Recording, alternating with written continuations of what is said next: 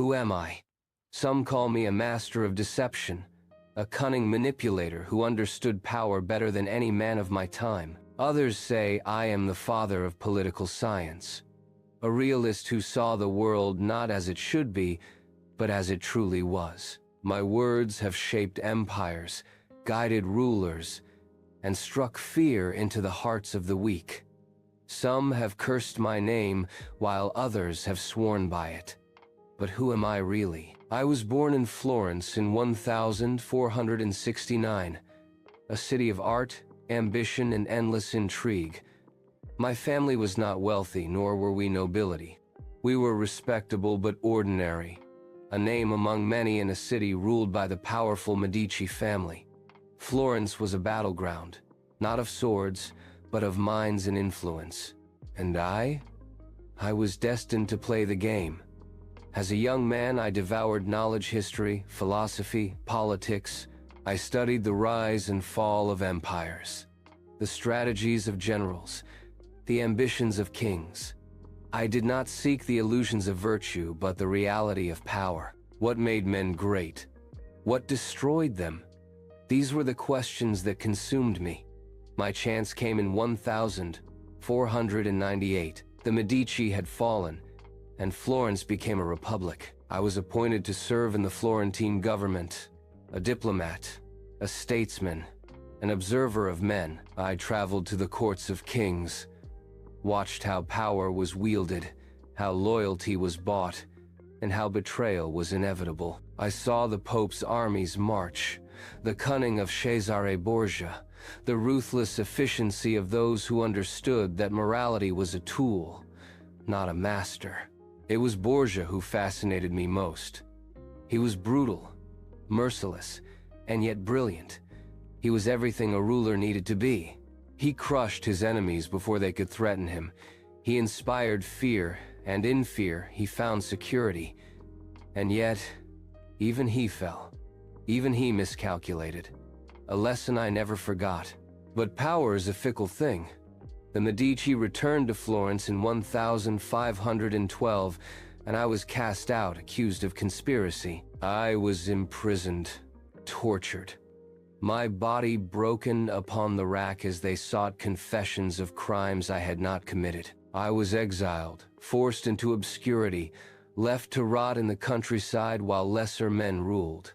But a mind such as mine does not rot. In my exile, I wrote. I poured my knowledge, my experiences, my very soul into words that would outlive me. The Prince, my masterpiece, my gift, my curse. They say it is a book of evil, a guide to tyranny, a cold and ruthless instruction on how to rule through fear and manipulation. They call me soulless, immoral, a man who forsook virtue for power. But they do not understand. I did not write The Prince to create tyrants. I wrote it to show the truth of power. To survive in a world of wolves, one must learn to be a wolf. Morality is a luxury the weak cannot afford. A ruler must be feared, for love is fickle, but fear endures.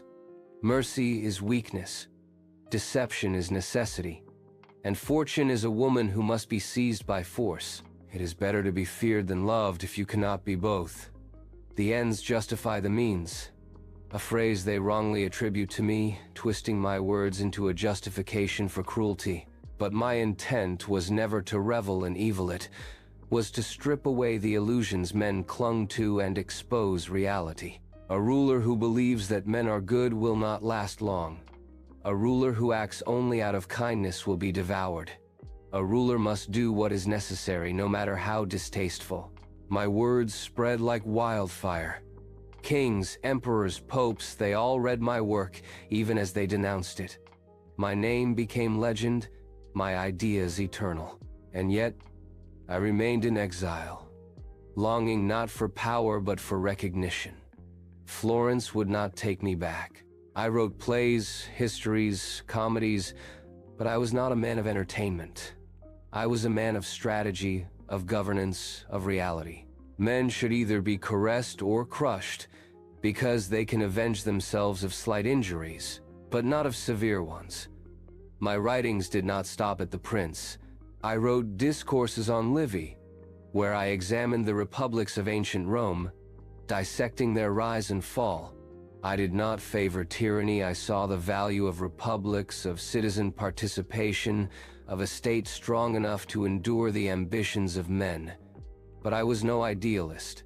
Even a republic must be safeguarded by those willing to wield power with precision and cunning.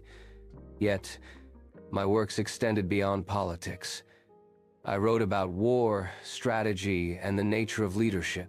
In Dell'arte della guerra, The Art of War, I argued that a strong state must be defended by its own citizens, not mercenaries or foreign troops. I warned that reliance on outside forces would be the downfall of any nation.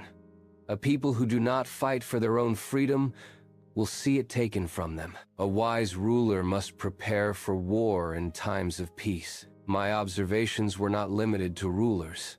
I dissected human nature itself, exposing the contradictions, weaknesses, and ambitions that drive mankind. I saw that men are easily manipulated by appearances, that they crave stability yet resist authority. I knew that a skilled politician could shape public perception, could bend the will of the people through calculated actions and carefully chosen words. But for all my insights, I was still a man.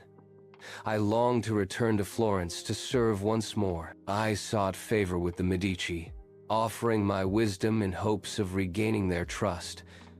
I wrote letters, appeals, desperate attempts to reclaim my place in the political world. Yet they ignored me, left me to age in obscurity, a mind too sharp for the silence imposed upon it. As time passed, my ideas spread beyond Italy. The political theorists of the Renaissance, Enlightenment thinkers, and even modern leaders drew from my insights. Napoleon Bonaparte studied my works with great care, learning the importance of perception and control. Thomas Hobbes, John Adams, and Friedrich Nietzsche would later analyze my philosophies, some embracing them, others denouncing them. I died in 1527, a man whose city had forsaken him. Yet, history did not. My works endured. My name became immortal. My lessons, though feared, were studied, applied, debated for centuries. Some saw me as a cynic, others as a prophet. Some branded me as the architect of despotism, others as the father of modern political science. But no ruler, no strategist, no leader could ignore me. Even now, in the corridors of power, my words whisper. Even now, in times of war and peace, my strategies shape decisions. My lessons, my warnings, my brutal truths, they remain. And they always will. Who am I?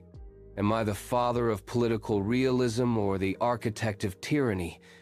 Am I a teacher of kings or the corrupter of virtue? That, my friend, is for you to decide.